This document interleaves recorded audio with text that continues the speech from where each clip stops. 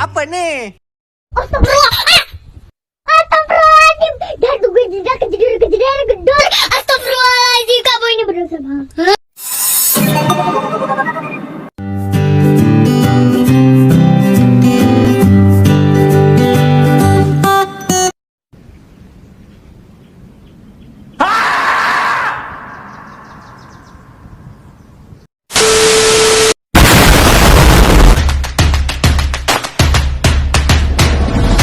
Bismillahirrahmanirrahim. Assalamualaikum warahmatullahi wabarakatuh. Terlebih dahulu, perkenalkan nama saya Faridah Hanum. Dalam konten video kali ini, saya akan menjelaskan sedikit tentang komunikasi massa. Yang pertama, saya akan menjelaskan perbedaan komunikasi dengan komunikasi massa. Apa sih perbedaannya? Mari kita lihat. Yang dimaksud dengan komunikasi saja. Komunikasi adalah proses pengalian ide dari satu sumber ke satu penerima atau lebih dengan tujuan agar mengubah tingkah laku.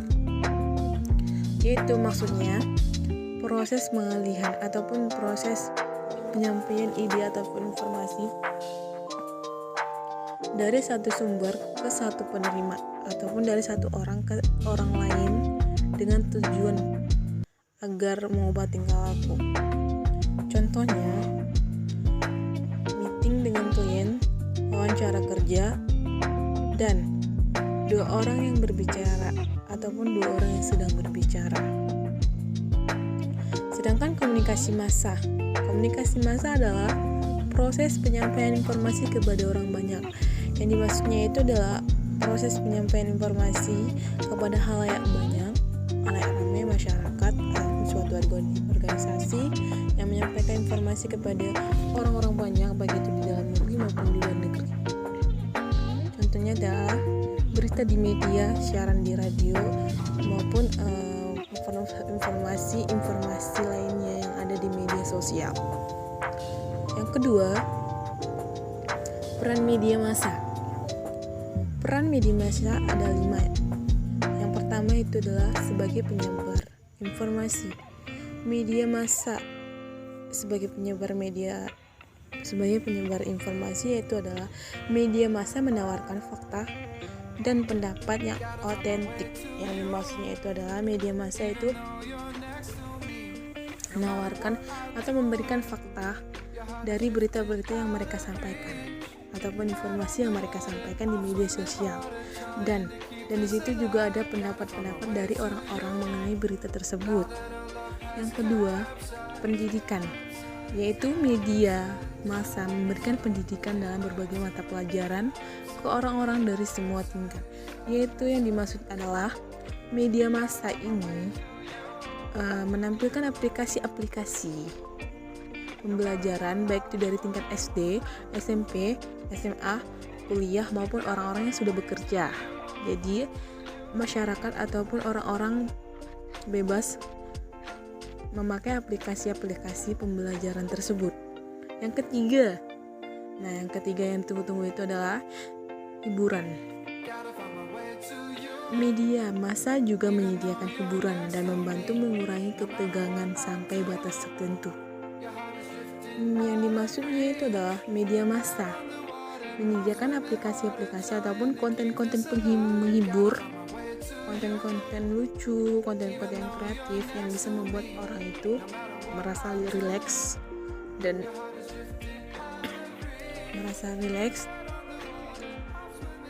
dan ketegangan dalam bekerja itu berkurang. Yang keempat, persuasi. Media massa mempengaruhi audiens dalam berbagai cara. Yang dimaksudnya itu adalah media massa ini mempengaruhi masyarakat agar tetap menggunakan media massa dan tidak meninggalkan media massa. Yang kelima, pengawasan. Yang dimaksud pengawasan yaitu adalah untuk mengawasi dan mengamati masyarakat. Yaitu adalah media massa berperan sebagai detektif juga ya guys, sebagai untuk mengamati konten-konten ataupun komen-komen masyarakat yang tidak enak ataupun didengar.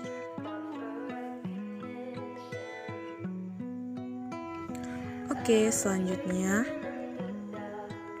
ada peran media massa dalam bekerja. Yang pertama itu menyelidiki informasi tentang calon rekan bisnis. Yang dimaksudnya itu adalah seorang pengusaha harus menyelidiki atau mencari tahu mengenai calon rekan bisnisnya nanti. Apakah calon rekan bisnisnya ini menguntungkan bagi dia atau merugikan bagi dia. Yang kedua, jangan memulai kegiatan apapun tanpa kontrak. Nah, yang dimaksudnya itu adalah jangan memulai apapun tanpa kontrak. Itu si pengusaha itu tidak boleh memulai kerjasama itu tanpa kontrak. Jadi harus ada kontrak baru mulailah kerjasama. Dan selanjutnya, memahami bahasa kontrak. Kita sebagai pengusaha harus memahami bahasa kontrak. Apakah kata-kata dalam kontrak itu merugikan perusahaan atau bisa menguntungkan perusahaan atau menguntungkan kedua belah pihak. Yang terakhir, bertanya kepada rekan bisnis secara detail. Nah, sebagai pengusaha kita harus bertanya apakah rekan bisnis kita mempunyai bisnis yang setara sama kita, yang bisa menguntungkan kita dan bisa mengembangkan perusahaan kita. Terus yang selanjutnya, perlukah perjanjian dalam kontrak? Nah, di sini saya akan menjelaskan itu adalah gunanya perjanjian dalam kontrak kerja. Yang pertama itu untuk menghindari penipuan dalam berbisnis. Yang kedua, untuk segera menyelesaikan pekerjaan secara cepat. Yang ketiga, agar lebih mudah berbisnis. Itulah guna dari perjanjian dalam kontrak kerja. Nah, yang terakhir yaitu adalah pertanyaan mengenai komunikasi massa. Yang pertama itu saya membuat pertanyaannya. Pertama, apa itu komunikasi massa dan bagaimana dia bisa muncul dalam dunia media sosial. Yang kedua, peran media massa dalam kehidupan sosial. Dan yang ketiga, bentuk dari komunikasi massa apa saja. Yang keempat, apa yang diperlukan dalam komunikasi massa. Dan selanjutnya, sebutkan unsur-unsur komunikasi massa. Yang keenam, peralatan yang diperlukan dalam memberikan informasi apa saja. Yang ketujuh, fungsi dari komunikasi massa adalah. Yang kedelapan, apa saja hambatan dalam komunikasi massa. Yang kesembilan, mengapa komunikasi massa sangat berpengaruh bagi manusia. Dan yang ke-10, siapa saja yang berhak untuk menyampaikan informasi. Oke guys, itulah penjelasan sedikit tentang komunikasi massa. Selanjutnya kita akan menjelaskan lebih detail lagi ke video selanjutnya. Saya mengundurkan diri. Saya mengucapkan Assalamualaikum warahmatullahi wabarakatuh.